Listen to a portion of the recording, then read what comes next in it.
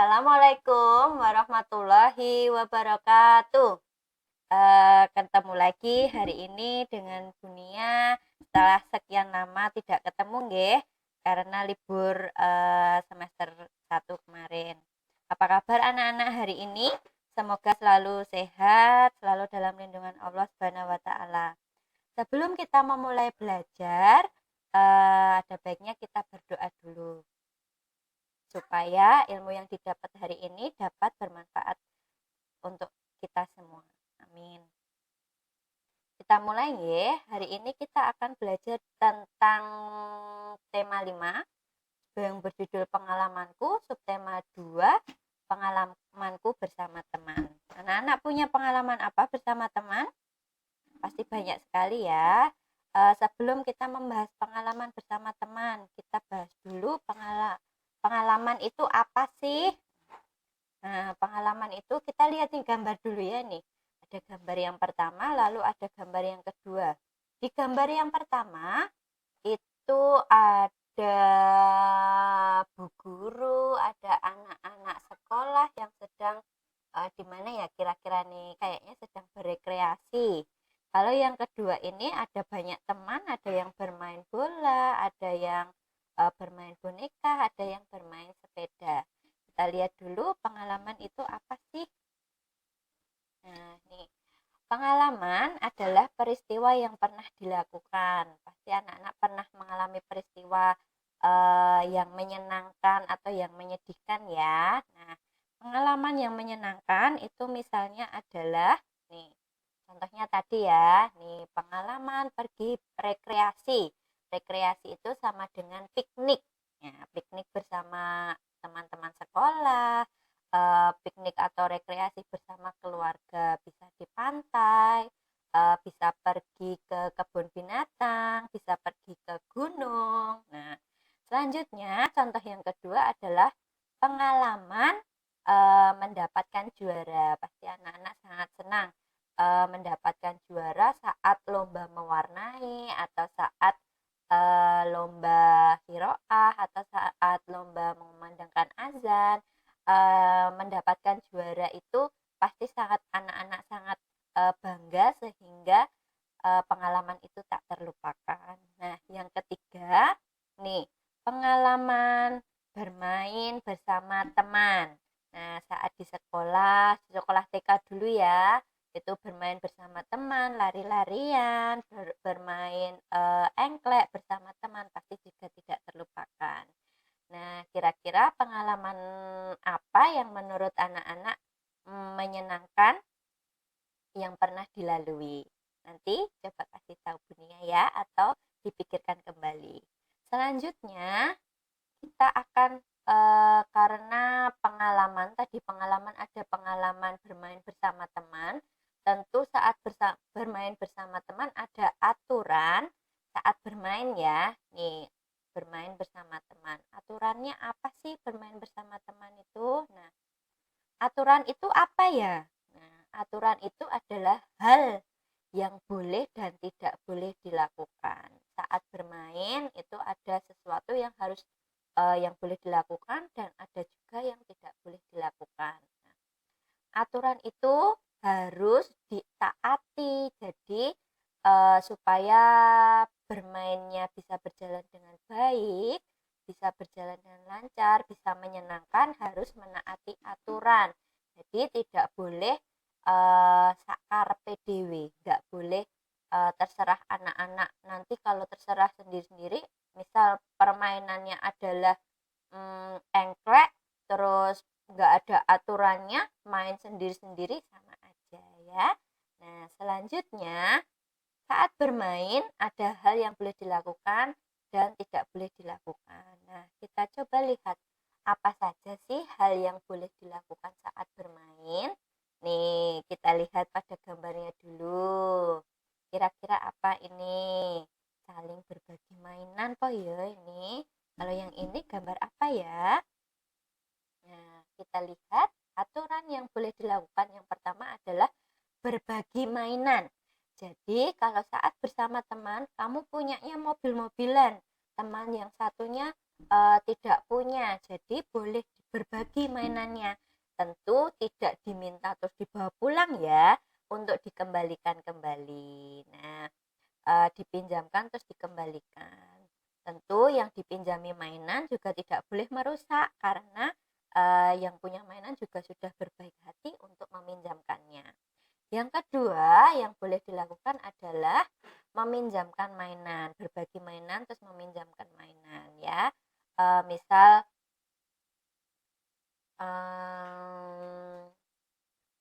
nanti dipotong ya Pak.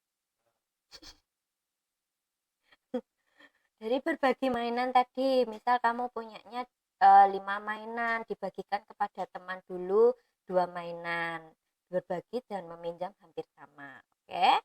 Nah, yang ketiga adalah bergantian saat bermain. Nah, bermainnya harus bergantian. Jadi, misal tidak ada yang mau bergantian, pasti hasilnya akan berebut mainan. Jadi saat teman sedang bermain mobil-mobilan, sedangkan kamu juga ingin bermain mobil-mobilan dengan adik misalnya, enggak dengan teman, harus bergantian karena nanti berantem ya. Itu lama banget sih jedanya. Ini malah kadung mandek jadi nih. Tak baleni saka ndi ya Pak? Saka bergantian wae. Nah, yang ketiga adalah bergantian saat bermain. Jadi, saat bermain harus bergantian ya, karena kalau tidak bergantian nanti juga ujung-ujungnya akan bertengkar. Selanjutnya adalah hal yang tidak boleh dilakukan saat bermain. Kita lihat gambar yang pertama. Gambar yang pertama ini gambar apa? Ada anak laki-laki di depan sedang memancing, ada dua kapal anak laki-laki sedang memancing, yang di depan sedang memancing khusyuk sekali menunggu ikan, yang belakang enak-enakan mancingnya ke wadah temennya, ke mancing ke tangkapan temennya. Kira-kira gimana ya, apakah itu boleh dilakukan? Lalu yang kedua ini tarik-tarikan boneka. Yang ketiga ini berantem mengambil mainan mobil-mobilan. Ayo, kira-kira apa? Ya, kita mulai dari gambar yang pertama. Nah, ini adalah artinya curang atau tidak sportif. Jadi, anak-anak harus bermain secara sportif. Kalau sedang memancing, ya tidak boleh mengambil milik orang lain. Harus memancing sendiri-sendiri, harus bermain miliknya sendiri-sendiri. Nah, yang kedua, berebut mainan. Tidak boleh berebut mainan. Tadi ya, yang boleh dilakukan harus bermain bergantian. Yang ketiga, tidak boleh bertengkar. Nah, kalau misal anak-anak saat bermain selalu bertengkar, nanti permainannya tidak jadi menyenangkan, malah jadi menyedihkan karena salah satu pasti ada yang menangis ya. Selanjutnya, ungkapan kasih sayang. Nah, anak-anak apakah sayang dengan orang tuanya? Tentu sayang sekali, seperti Bu Guru ke anak-anak juga sayang sekali. Anaknya Bunia kalau di kelas itu sangat banyak, ada 27 anak. Semuanya adalah anak Bunia, meskipun bukan ibu kandung, Bunia adalah ibunya anak-anak saat di sekolah. Karena sehingga Bunia sayang sekali dengan anak-anak. Nah, ungkapan kasih sayang, apakah anak-anak sudah pernah bernyanyi lagu ini, Sayang Semuanya? Tentu anak-anak sudah paham ya, sudah tahu ya lagu ini ya. Nah, ini adalah judulnya Sayang Semuanya, ciptaan Ibu Kasur. Nah, ada yang tahu nyanyiannya seperti apa? Yuk, mari kita nyanyi bersama-sama. Satu-satu, aku sayang ibu. Dua-dua, juga sayang ayah. Tiga-tiga, sayang adik kakak. Satu, dua, tiga, sayang semuanya. Nah, Pasti anak-anak sudah paham ya, sudah tahu lagu itu. Dalam lagu ini ada ungkapan kasih sayang. Kira-kira kasih sayang untuk siapa? Nah, ini adalah lagu kasih sayang untuk keluarga. Nah, salah satunya sayang kepada ibu, kedua sayang kepada ayah, yang ketiga sayang kepada adik kakak. Judul lagunya apa sih, Bunia? Nah, judul lagu adalah letaknya di paling atas nih, yang paling tebal. Judulnya adalah Sayang Semuanya, ciptaannya ini adalah ciptaan Ibu Kasur. Nah, ini sudah dibahas ya. Ini adalah lagu ini bercerita tentang kasih sayang untuk keluarga. Selanjutnya kita akan karena kita sayang kepada keluarga sehingga kan kita pernah melakukan kesalahan ya, sehingga kita akan belajar tentang ungkapan permintaan maaf ya. Anak-anak pernah ada salah dengan teman, dengan keluarga, tentunya harus meminta maaf. Nah, kita bahas permintaan maaf. Ini ada kegunaannya dan ada manfaatnya. Permintaan maaf digunakan untuk mengungkapkan rasa bersalah, ya. Kalau manfaatnya, yang pertama memaafkan. Permintaan maaf, terus manfaat memaafkan. Itu dapat menyelesaikan masalah, lalu manfaat dari minta maaf dapat terlepas dari masalah, dari rasa bersalah juga. Nah, kalau memaafkan kita juga lega, meminta maaf kita juga lega untuk rasa bersalah yang kita miliki. Jangan malu ya untuk minta maaf, jangan minder untuk minta maaf, apalagi dengan orang tua. Pasti anak-anak juga sangat sering melakukan kesalahan, kadang masih berbuat khilaf, kalau disuruh sama orang tua masih membandel, disuruh apa masih menjawab, diberitahu masih menjawab. Lekaslah minta maaf kepada orang tua ya. Jangan malu, jangan gengsi. Oke? Anak hebat harus berani meminta maaf. Nah, kita akan belajar membuat kalimat permintaan maaf. Di sini ada gambar Lani dan Siti. Kira-kira dari gambar ini apa sih yang menurut anak-anak harus dibuatkan kalimat permintaan maafnya? Apa kesalahan yang dibuat oleh salah satu anak dari gambar ini? Betul sekali, Lani tidak sengaja menginjak kakinya Siti. Nah, bagaimana cara membuat kalimat permintaan maafnya? Kita lihat di sini. Maaf Siti, aku tidak sengaja menginjak kakimu. Ucapkan dulu maafnya atau ininya dulu, namanya dulu juga nggak apa-apa. Maaf Siti, aku tidak sengaja menginjak kakimu. Nah, Siti, maaf ya, aku tidak sengaja menginjak kakimu juga boleh, dibolak-balik juga boleh. Jangan minta maaf, jangan hanya bilang maaf ya Siti, jangan seperti itu. Itu sudah baik, tapi alangkah baiknya saat membuat kalimat permintaan maaf, sertakan juga alasannya kamu minta maaf. Nah, alasannya kamu minta maaf, misalnya ini tadi. Aku tidak sengaja menginjak kakimu. Misalnya lain, Bunia tidak sengaja menumpahkan air minum milik Bulaili. Bagaimana caranya Bunia minta maaf? Betul, Bulaili maaf ya, tadi aku tidak sengaja menumpahkan minumanmu. Ya, sertakan alasannya juga. Oke, siap anak hebat? Pasti bisa minta maaf dengan orang tuanya juga, dengan teman-teman yang pernah ada rasa bersalah dengan mereka. Ya.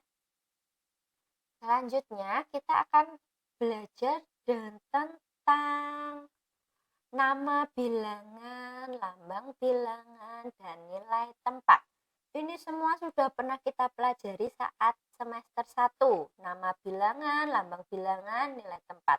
Masih ingatkah anak-anak? Ya, betul. Kita akan belajar dulu nama bilangan dan lambang bilangan. kita cermati dulu, ini adalah lambang bilangan, ini adalah nama bilangan. Apakah perbedaannya dari lambang bilangan dan nama bilangan? Betul sekali. Kalau lambang bilangan dituliskan dengan menggunakan angka. Sedangkan kalau nama bilangan dituliskan menggunakan huruf. Betul banget. Jadi ini kita coba lihat contohnya. Lambang bilangan dari 23 adalah angka 2 dan 3. Sedangkan nama bilangannya adalah 23. Nama bilangan adalah saat kamu mengucapkannya lalu dituliskan hurufnya. Nah, yang kedua, contoh yang kedua adalah lambang bilangannya 27. 2 dan 7. Nama bilangannya 27. Gampang sekali bukan? Lalu diingat-ingat ya, lambang bilangan dituliskan menggunakan angka, sedangkan nama bilangan dituliskan menggunakan huruf. Selanjutnya kita akan menuliskan nilai tempat. Nah, nilai tempat bilangan. Nilai tempat itu sama dengan puluhan ditambah satuan. Nah, kita lihat contohnya ya. Contohnya yang pertama, 25 sama dengan 20-an ditambah 5 satuan. Nah, lebih gampangnya, biasanya kalau ada soal-soal titik-titik puluhan, titik-titik satuan, seperti itu ya. Bagaimana menentukan satuannya? Nah, satuannya tinggal dilihat aja. Kalau yang di belakang itu pasti satuan. Yang paling belakang pasti satuan. Nah, kalau yang di depannya pasti adalah puluhan ya. Kalau ada depannya lagi nanti akan dibahas di kelas 2. Nah, kita baru sampai puluhan dan satuan. Nah, yang di belakang, diingat lagi ya, yang di belakang adalah satuan, yang di depan adalah puluhan. Ya, kita lihat contoh yang kedua. Contoh yang kedua, bilangannya adalah 22 sama dengan titik-titik dan titik-titik. Kira-kira kalau tidak ada, kok nggak ada ini sih Bunia, nggak ada tulisannya puluhan, nggak ada tulisannya satuan. Nah, kalau misal tidak ada tulisannya, menjadi seperti ini. Yang di belakang tetap adalah satuan, meskipun tidak ada tulisannya. Satuan hanya ditulis ini, 2. Tempatnya di belakang, 2. Lalu puluhan. 2 yang di depan termasuk puluhan, tapi nggak ada tulisannya puluhan. Itu memakai angka 0. 20-an dan 20 itu sama artinya, hanya penulisannya saja yang berbeda. Jadi nanti kalau ada soal sudah ada tulisan puluhannya, tidak usah diberikan angka 0 lagi ya. Kalau belum ada tulisan puluhan baru diberikan angka 0. Contoh lain menggunakan benda. Nah, ini ya, kita hitung bersama. Satu kotak yang tinggi itu isinya berapa sih Bunia? Nah, satu kotak ini kita hitung bersama-sama. 1, 2, 3, 4, 5, 6, 7, 8, 9, 10. Karena tingginya sama, itu pasti juga sama. Ya, isinya ya. Jadi satu kotak panjang ini, yang tinggi ini, panjang dan tinggi ini, itu isinya pasti 10 kotak. Pasti ada 10. Jadi kita hitung ya, 10 tambah 10 sama dengan 20.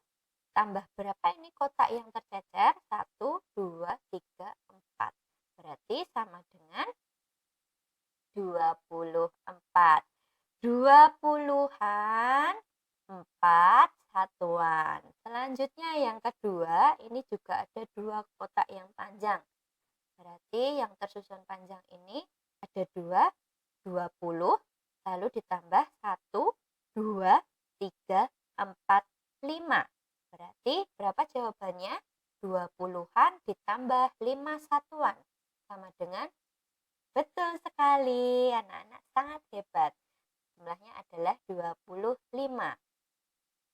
Selanjutnya kita akan belajar gerakan tumbuhan. Nah, tumbuhan kan tidak mungkin hanya diam, tidak tertiup angin juga diam, tidak mungkin ya. Pasti ada gerakan-gerakan tumbuhan yang harus anak-anak ketahui. Nah, misalnya ini, posisi kakinya seperti ini ya, agak jongkok sedikit. Itu namanya tumbuhan rendah. Jadi seperti tumbuhan bonsai itu ya, tumbuhan rendah.